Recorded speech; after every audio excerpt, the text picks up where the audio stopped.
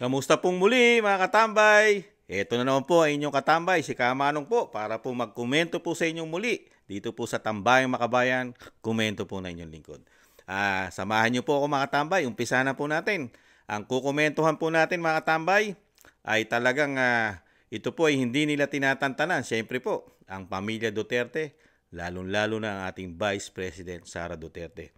Ito po mga katambay, talagang nagsama-sama na po mga tambay ang sinasabing salot. Ang salot daw po di umano, lalong-lalo na sa ating mga anak. Sa ating mga anak na ito po ay sinasabi po di umanong napakasalot mga tambay. Lalo sa ating mga anak na nag-aaral, lalo pagka ito po ay mga high school at talagang sa elementarya pa lang ay talagang ibe-brainwash na po ang mga anak natin. Itong mga grupo na ito na sinasabi po di umanong mga salot ng lipunan mga tambay na halos hindi po nakakatulong dahil mismo mga anak natin ay talagang pinipilit sa mga maling paniniwala. Anak natin hindi nila anak mga katambay. Dinadala po ito at bine-brainwash para dalhin sa karsada at dalhin sa bundok at pahawakin ng mga armas. Marami na po mga magulang na kababayan natin, mga magulang na nagkaroon ng dalamhati. Napakasakit na pangyayari na talagang naranasan nila sa mga grupong ito mga katambay, sa mga grupong ito. Ngayon, buhay na naman po mga katambay. Buhay na naman po sa bagong Pilipinas. Nagsama-sama po itong grupo na ito ngayon mga katambay. Nagsama-sama itong mga grupo na ito para i-impeach at gawan daw po at luto na. At malapit na raw po mangyari ang niluluto nila impeachment. Itong sinasabing di umano salot ng lipunan, lalong-lalo sa ating mga anak mga katambay. Pakinggan po natin ang balita at komentuhan po natin mga katambay. Yung iba't ibang mga people's organizations under Bayan are now studying the possibility of filing an impeachment complaint and the drafting of the complaint has started. Isang araw matapos ideklara ang session break sa third regular session ng 19th Congress. Inihayag ni dating Bayan Muna Representative Teddy Casino na ngayon chairperson ng bagong alyansang Makabayan na sinimulan na ng people's organizations ang pagbuo sa impeachment complaint laban kay Vice President Sara Duterte. Sa gitna ito ng ginagawang investigasyon ng House panel sa paggastos ng pondo ng Office of the Vice President at Department of Education sa mga nakalipas na taon. Ayon kay Casino, bukod sa kanila may iba pang grupo na kasama sa pagbalangkas ng reklamo laban sa pangalawang Pangulo. Sa ngayon, dalawa lang ang pagpipilian ni VP Duterte sa mga kontrobersyang kinakaharap nito. Ang tingin namin, ang choice na lang ni Sara Duterte is either to resign or eventually to face impeachment. Tingin namin marami pang ibang lalabas na mga issues na tinatago. Ang catch-all naman talaga na ground dyan ay ang betrayal of public trust. Diba? Yung mga ginawa niya. Ngayon, prioridad para sa pagtingin ng bayan muna na mamamayan ang mag-file ng complaint at mga people's organizations yan. At hindi kami mangingiming susuporta dyan. Naninindigan naman si VP Sara na hindi siya aalis sa pwesto. Sa gitna ito ng panawagan ng ilang mambabatas, gayon din ng mga kritiko ng pangalawang Pangulo. Ang track ni Franz Castro, ni Trillanes is impeachment. Gumawa sila ng isa pang track na resignation. Parang kapalabas nila, impeach ka namin for wrongdoing, whatever. And then, itong isang grupo na ito, umalis ka dyan. Kasi kapag hindi ka umalis, kapituko ka. Meron bang tatayo na impeachment kung sa mga complaint na ito ba ay may mga form, may substance, yung mga tinitignan dyan kung wala naman yung mga sabi-sabi lang, baka hindi matuloy. Pero kung matibay din naman, siguro baka meron. Batay sa panuntunan ng House of Representatives, maaaring maihain ang isang beripikadong impeachment complaint laban sa pinakamatataas na opisyal ng pamahalaan ng sinumang mamayan ng bansa sa pamamagitan ng endorsement ng sinumang House member. Ilang probisyon ng Articles of Impeachment ay ang culpable violation o tahasang paglabag sa konstitusyon, treason o pagtataksil sa bansa, bribery o panunuhol, graft and corruption o tahasang paggamit ng posisyon para sa sariling ganansya at katiwalian, iba pang matitinding krimen at pagsira sa tiwala ng taong bayan. Gayunman, dadaan ito sa House Committee on Justice na siyang magpapasya kung may matibay na batayan ba o ebidensya ang reklamo. Kailangan din itong suportahan ng 1/3 ng House members o 106 na kongresista sa plenaryo ng Kamara bago mai-endorso ang Articles of Impeachment sa Senado. Ang Senado naman magsisilbing hukuman at kailangan ng boto ng 2/3 o 16 na mga senador para makonvict ang akusado o maparusahan gaya ng reprimand o censure o ang pinakamabigat ang tuluyang mapatalsik sa pwesto. Rosa Licuz, UNTV News and Rescue.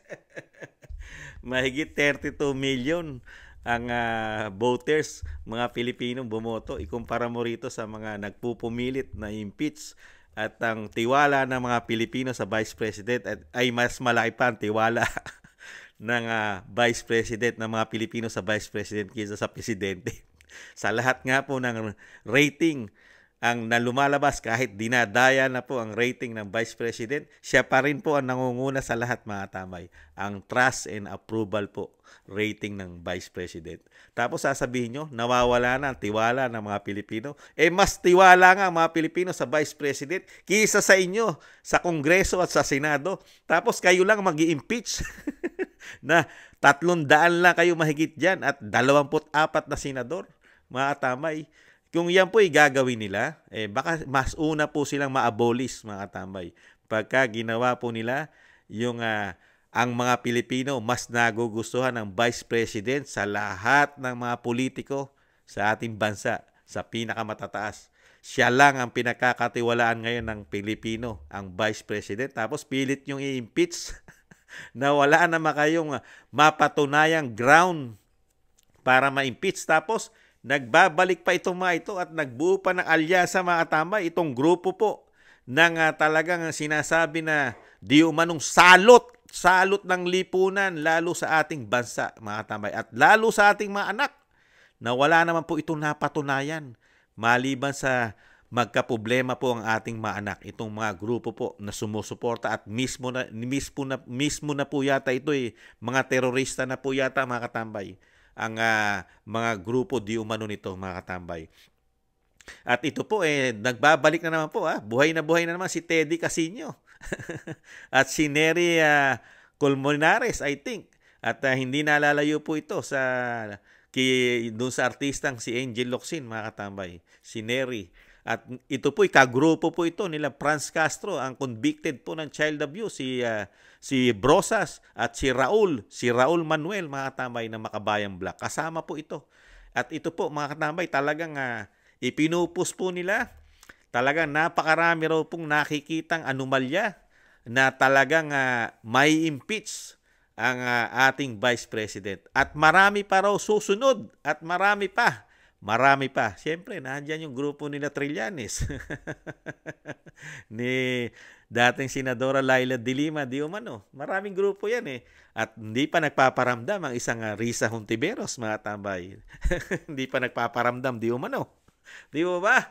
Kaya, ipagpatuloy nyo po yan. Pagpatuloy po ninyo. Yung ginagawa nyo po, kayo po ang magkakaproblema dyan. Lalong-lalo itong grupo ng Makabayang Black at nagbuo pa kayo ng bagong alyansa kuno na sinasabi nyo bagong grupo. Ito pong bagong grupo nila itinayo para ipanlaban po, para ma-impeach ang ating Vice President ay pinangalanan pang ang bagong alyansang Makabayan, mga tambay.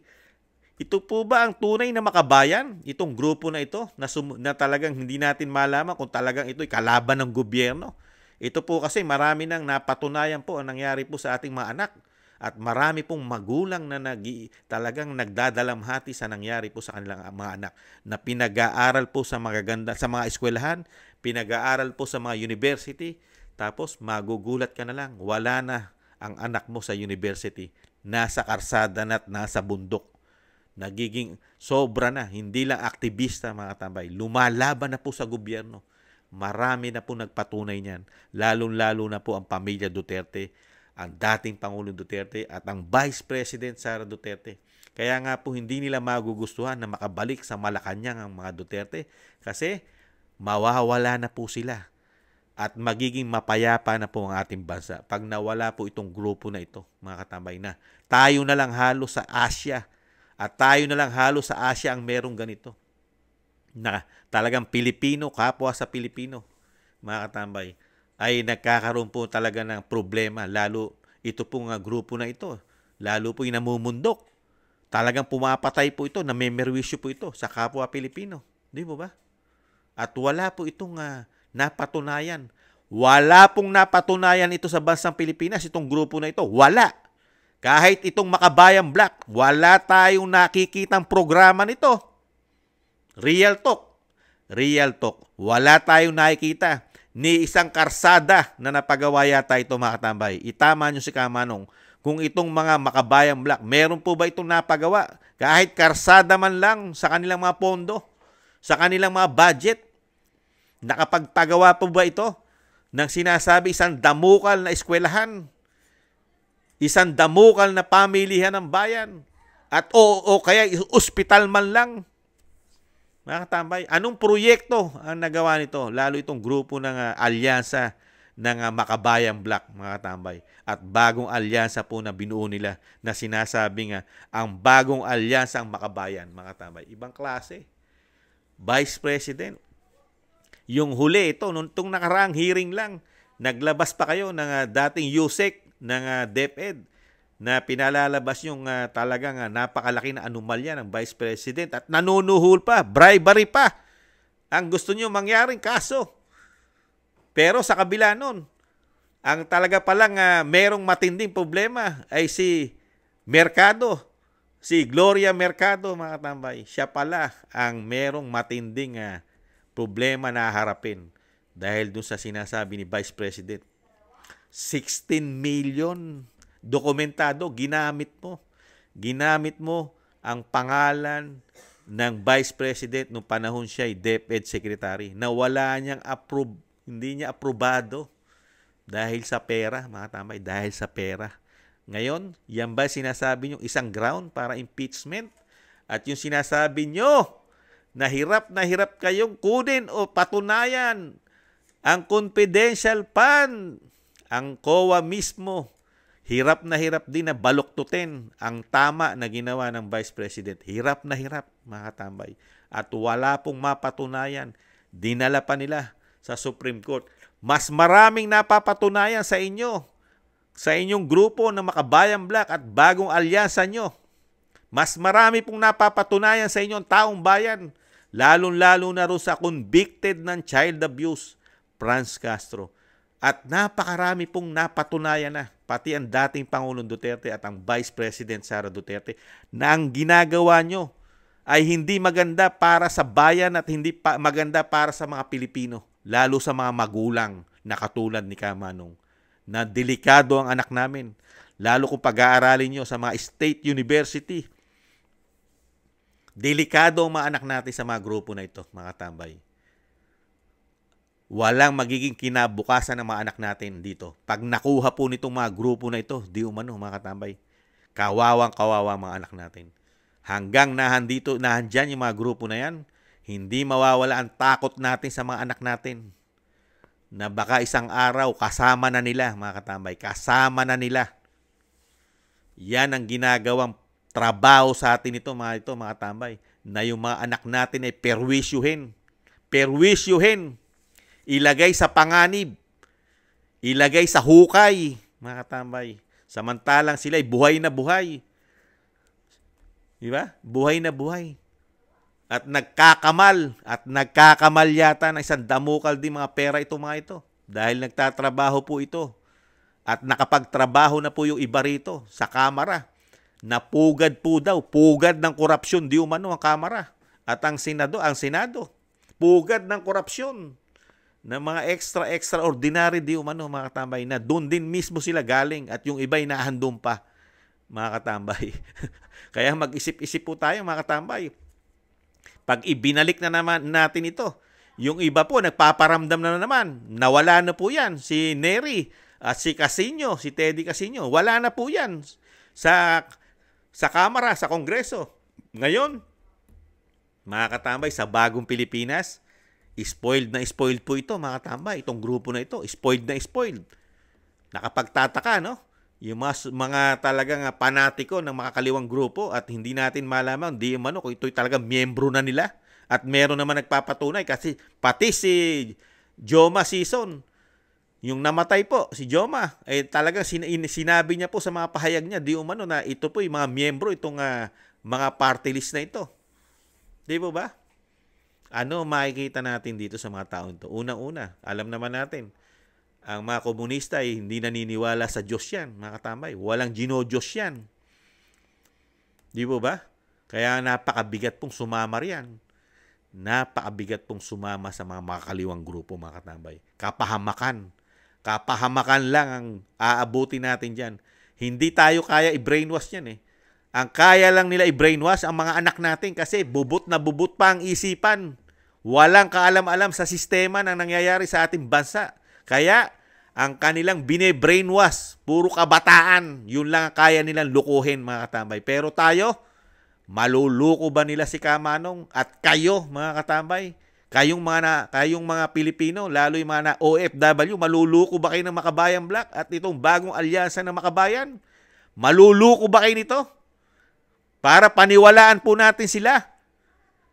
Hindi tayo maluluko ng mga ito, mga tambay. Hindi kailanman. Ang kaya lang nila lukuhin na ang ating mga anak. Kaya mag-ingat po tayo, mga katambay. Bumabalik na naman tong grupo na ito. Ingatan po natin, mga katambay, mga kababayan ko. Ingatan po natin ang ating mga anak. Dahil ngayon, buhay na naman po ang grupo nila. Buhay na buhay po at spoiled na spoiled po sa bagong Pilipinas di umano. Mag-iingat po tayo sa grupong ito, mga katambay. Kawawa po at mapapahamak tayo rito, lalong-lalo ang ating mga anak. Mapapahamak pag nadikit po sa grupo na ito. Iba po ang paniniwala nito, mga katambay. Ibang-iba. Komunista po ang paniniwala nito, di umano. Komunista, mga katambay. Ayaw ng kapayapaan ito. Ayaw ng kapayapaan. Nakakalungkot lang. Sa bagong Pilipinas, halos lahat naglabasan na, mga katambay. Problema sa droga, problema sa krimen. Ito, kasama naman ito, mga katambay. Mga sumusuporta o komunista, mga katambay. Di umano, mga ito. Nakakalungkot lang. Meron pa dyan. Convicted na ng child abuse. Pero nananatili pa rin sa kamera. Napakalalakas nila. Napakalalakas sa bagong Pilipinas. Lalo sa speaker yata, mga katambay. Nakakalungkot. Kaya po, mga katambay, payo po na inyong lingkod. Ingatan po natin ang ating mga anak sa grupong ito. Nagbabalik na naman po sila. Buhay na naman. At tinatrabaho pa nila ngayon si Vice President. Sa susunod niyan, ang ating mga anak naman ang tatrabahuhin yan, mga katambay. Ingat-ingat po. Muli po, si Katambay Manong, nagpapasalamat po sa nakagusto po ng ating malita channel, Tambayang Makabayan, sa YouTube at TikTok. At maraming salamat din po sa mga nagla-like, share, and subscribe at mga nagko-comment. Maraming salamat po. At salamat din po sa mga tumatangkilik po at hindi rin po nagsasawa sa ating maliit na channel, ang Tambayang Makabayan. Sa muli po, mga katambay, ingatan nawa, paalam, bye-bye.